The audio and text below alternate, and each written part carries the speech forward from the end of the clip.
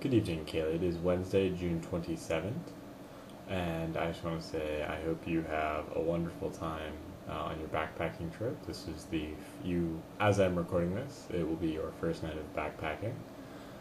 I'm going to keep this one pretty short, pretty to the point.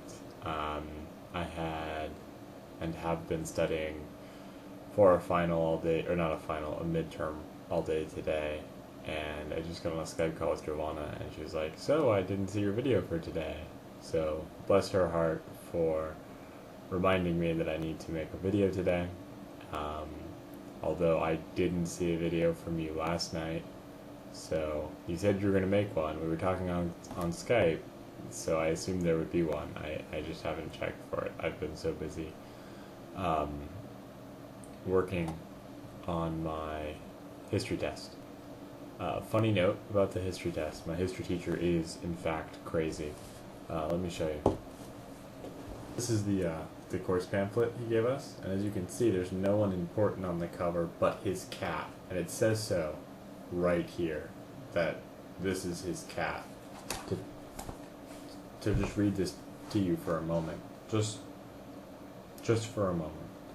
It is Her Imperial Majesty Felix the Fourth, Queen of the Animal Realm. Now, last time I checked, there's been a lot of kings and queens of the animal realm. Felix the Fourth is none of them. And so I was flipping through here because this has all the study guides and all the questions that are going to be on the tests.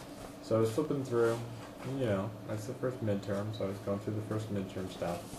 And then I came across this little chapter. So here's some key terms, and then here's some stuff.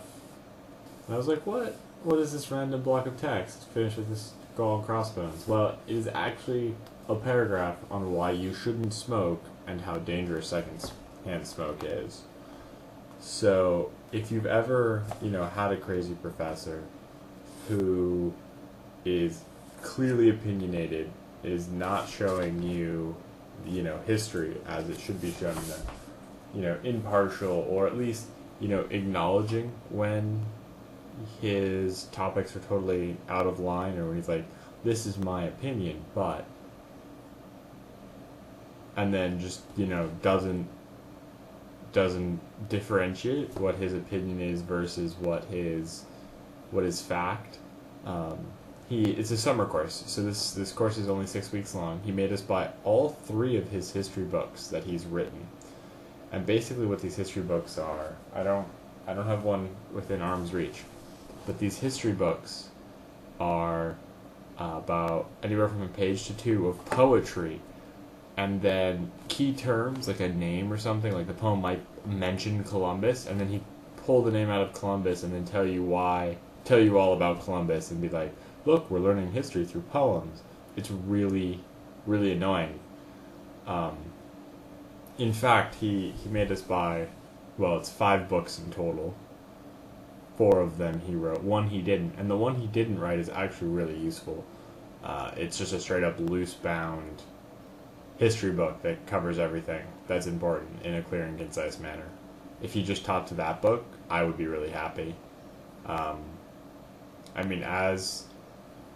As important as Inca rulers are, I don't really need to know that one ruled for 6 months, and his notable reign and crest was that of a picture of smoking feces above his head when they carved his name on the stone. And that he only ruled for 6 months, and his main job was he would take feces, and he was really good at taking feces and using them to tan hides and make salts, which is what is really good at doing. But I didn't need to know that, and we spent 5 minutes on him in class. And when you don't have that many, when you only meet 3 times a week for 6 weeks, and you have only 18 classes, I shouldn't know that. You shouldn't put that on a test. It's terrible. But the important lesson here is, if you do have history teachers like this, or teachers at all like this, you gotta do it, because you've paid money to be in that class, you've paid to hear their opinion, and they, in return, are providing you with a service, a piece of paper that says you now know this course material. Regardless of whether or not you do, you just need to impress upon them that they're important, and to just do the tests and get through. Well, that'll be the end of my expository look at college college history. If you actually want to learn good history, I recommend Crash Course by John Green, or I'm not sure if Khan Academy has history courses, but have fun backpacking. I hope you and your significant other are having fun, and have a good evening.